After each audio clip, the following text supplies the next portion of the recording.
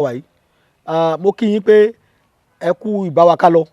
pàápàá ní ẹ̀yin tẹ́ ń gbọ́ wa látàtàárọ̀ ẹni yóò tó bá fẹ́ gbọ́ wa síwájú àti síwájú sí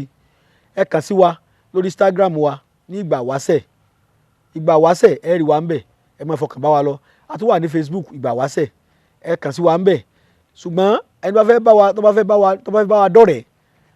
kó kàn sí wa ní YouTube wa ní Adun Àṣà ibẹ̀ ní YouTube tẹ́lẹ̀ kàn sí gbogbo ẹ̀wọ̀n ètò wa ló wà ń bẹ̀ àtàwọn àlàyé tí à ń ṣe ìlẹ́kùnrẹ́rẹ́ tí ò sáfikún tí ò sí àyọkúrò ń bẹ̀ orúkọ tèmi lẹ́ẹ̀kan sí èmi ni ọmọ yín Alhaji Dr. Suleiman Lawal Ẹgbẹ̀jì gbogbo ìlú Ògbómọ̀ṣọ́ mo sọ fún yín pé tẹ́ bá fẹ́ rí mi ẹni tó bá ń bọ̀ wá kó kàn sí mi ní Ògbómọ̀ṣọ́ tẹ́ bá ti bọ́lẹ̀ ní gáràjì kàkí sọ́lọ́kadà kan kẹ́lẹ́ lọ sí ọ̀dọ̀ Alhaji Dr. Suleiman Lawal Ẹgbẹ̀jì l'Ògbómọ̀ṣọ́ ọlọ́kadà ó gbé ọ̀dọ̀ mi mo wà nílàkà òkété ní baálẹ̀ jẹ́rù nílé alága l'Ògbómọ̀ṣọ́ ẹ bá fẹ́ rí wa ní Èkó ọ́fíìsì wa wà ní Abraham Adesanya shopping complex number 58 ní Onípáànù nílùú Èkó a wà ní Ìlọrin ní Ọlọ́runṣògo area ẹni tó bá fẹ́ rí wa kó kàn sí wa pẹ̀lú ògo Ọlọ́run yóò bá wa a sọ fún yín nílé iṣẹ́ wa àwọn tó ti jáde ń bẹ̀ tí Ọlọ́run ń lò wá fún a ṣe àwọn egbògi àkànṣe egbògi ni kò sí egbògi tí a bá ní kò sẹ́lẹ́gbẹ́ irọ́ lápá kò sí egbògi tí ò sẹ́gbẹ́ kò séèyàn tí ò sẹ́gbẹ́ rẹ̀ ṣùgbọ́n ó ju àwọn akẹgbẹ́ rẹ̀ lọ ni ó tayọ ju àwọn akẹgbẹ́ rẹ̀ lọ a pè oògùn náà ní àlùjó àtẹ̀kánlẹ̀ gbàngbàngbà àlùjó gángan ó wà lólómi ó wà ní oní ọtí èbó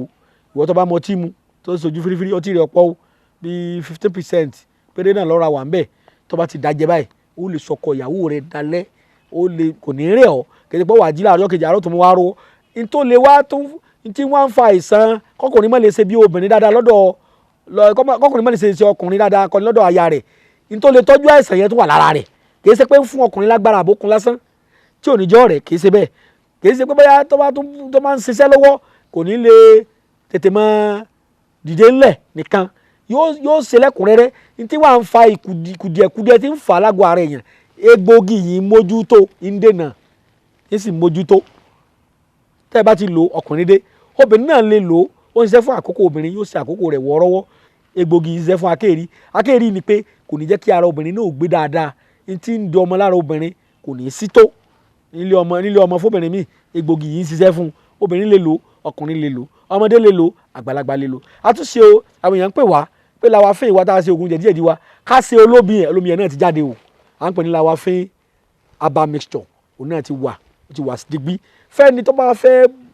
jẹ́ alápàtà wa tàbí ọ̀fẹ́ níbi tó wà kó pè wá sórí ẹ̀rọ ìbánisọ̀rọ̀ wa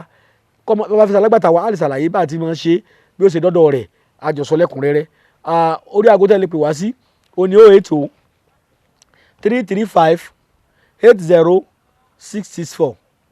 080 335 80664 zain nọ́mbà mi ní 080 20 40 59 54 lẹ́ẹ̀kan sí 080 20 40 59 54 ẹ̀yin èèyàn wa ọlọ́run bá dẹ́dà yóò sọ pàdé wa a máa pàdé láyọ̀ láyọ̀.